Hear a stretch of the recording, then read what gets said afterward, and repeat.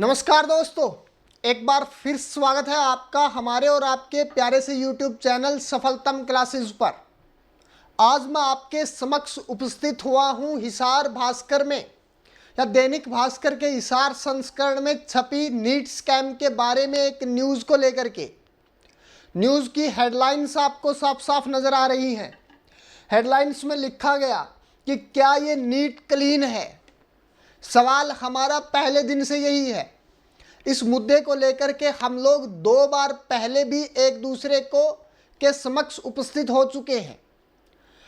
क्या ये NEET clean है, ऐसी हेडलाइन लिख करके दैनिक भास्कर के हिसार संस्करण में छपी इस न्यूज़ में एक और दावा किया गया कि रजिस्ट्रेशन बंद होने के 24 दिन बाद लिंक क्यों खोला। यानी कि जब नीट का रजिस्ट्रेशन हो रहा था, रजिस्ट्रेशन की जो डेट थी वो डेट थी 9 फरवरी से लेकर के 16 मार्च तक। एनटीए ने 9 फरवरी से 16 मार्च तक नीट के रजिस्ट्रेशन करवाए। उसके बाद एनटीए को पता नहीं क्या सूझती है कि 10 अप्रैल को या 9 अप्रैल को वो दोबारा से लिंक को ओपन कर देता है और 10 अप्रैल को नोटिफिकेशन के साथ विंडो को क्लोज करता है, लिंक को क्लोज करता है। यानी कि जब ओपन किया गया लिंक तब तो कोई नोटिफिकेशन नहीं थी, लेकिन 10 अप्रैल को नोटिफिकेशन के साथ उस लिंक को बंद कर दिया जाता है। सवाल ये उठता है कि वो जो 9 अप्रैल को आपने लिंक खोला वो किसके कहने पर खोला या किन मजबूरियों के अंदर खोला। और अगर ऐसी कोई मजबूरी आन पड़ी थी, अगर ऐसा कोई समस्या थी जिसकी वजह से आपको लिंक खोलना पड़ा, तो उसका आपको नोटिफिकेशन भी देना चाहिए था। नोटिफिकेशन बनता था 7-8 अप्रैल को कि हम लोग 9 अप्रैल को लिंक को दोबारा ओपन करने वाले हैं। जिन बच्चों का रजिस्ट्रेशन अभी तक नहीं हुआ है वो 9 अप्रैल को अपना रजिस्ट्रेशन कर सकते हैं। 10 अप्रैल तक लिंक खुला रहेगा, परंतु ऐसा कुछ नहीं होता। तो सवालों के घेरे में ये आपका दोबारा लिंक को ओपन करना भी आ जाता है। उसके बाद इसी न्यूज़ के अंदर बोला गया कि जिस जगह पर हजारीबाग के जिस सेंटर पर गड़बड़ी 8 टॉपर वहीं के कैसे। हजारीबाग आपको याद होगा, ये वो इलाका है, वो एरिया है या फिर वो सेंटर है जहां बिहार पुलिस को कुछ संदिग्ध लोग मिले थे और ये आशंका जताई गई थी कि नीट का पेपर लीक करवाया गया है। वो न्यूज़ 1 या 2 दिन चली होगी, उसके बाद उस न्यूज़ को दबा दिया गया था और एनटीए ने इसको सिरे से नकार दिया था कि एग्ज़ाम लीक नहीं हुआ बिना किसी जांच के।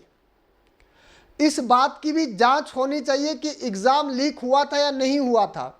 अब बड़ी बात ये बन जाती है कि जिस जगह पर ये पूरा हादसा हुआ, ये पूरा जो नीट के एग्ज़ाम लीक होने की जहाँ से खबरें बनी थी, वहीं से आज 8 टॉपर निकल के आए हैं।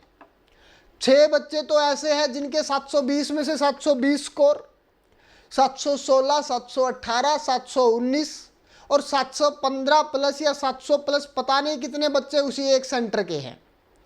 तो अगर पेपर लीक नहीं हुआ तो एक जगह से इतने बच्चे एक साथ टॉपर नहीं बन सकते। ये सारी चीज़ें सुप्रीम कोर्ट के अंदर पेश की गई, ये सारी चीज़ें सुप्रीम कोर्ट के अंदर बताई गई। सुप्रीम कोर्ट ने इन सब बातों को सुनकर के जो एक फॉर्मूला पूछा कि आपने जो 1563 बच्चों को ग्रेस मार्क्स दिए हैं, ग्रेस मार्क्स देकर के उन कुछ बच्चों को तो 720 में से 720 पहुंचा दिया गया। समझिए आप पूरी कहानी को।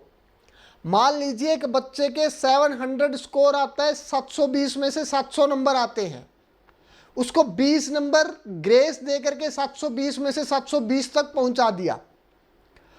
तो आखिरकार एनटीए ने इस बात की हामी भर ली कि हमारा वो फॉर्मूला गलत था और जो ग्रेस मार्क्स दिए गए वो भी गलत थे और उन पूरे मार्क्स को वापस लेने का फैसला लिया गया है। उस फैसले को वापस एनटीए ने यू टर्न उस पर ले लिया है और उन्होंने कहा है कि हम लोग इन 1563 बच्चों का एग्ज़ाम दोबारा करवा सकते हैं, रीटेस्ट उन 1563 बच्चों का जिनको ग्रेस मार्क्स दिए गए थे, उसका आयोजन करने वाला है एनटीए 23 जून को।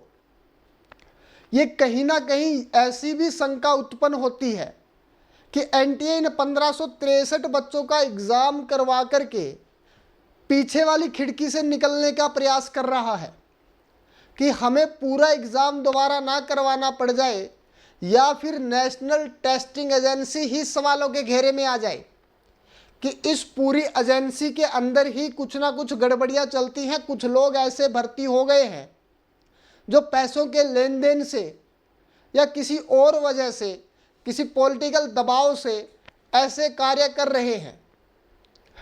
तो जांच आगे और भी बढ़ेगी, लड़ाई आगे और भी चलेगी।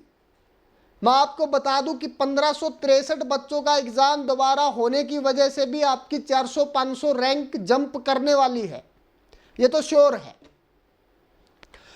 तो लड़ाई आगे चलेगी और लड़ाई से पहली जीत से ऐसी आशंका या फिर ऐसी उम्मीद जाग चुकी है कि इस लड़ाई को हम लोग 100% जीतने वाले हैं।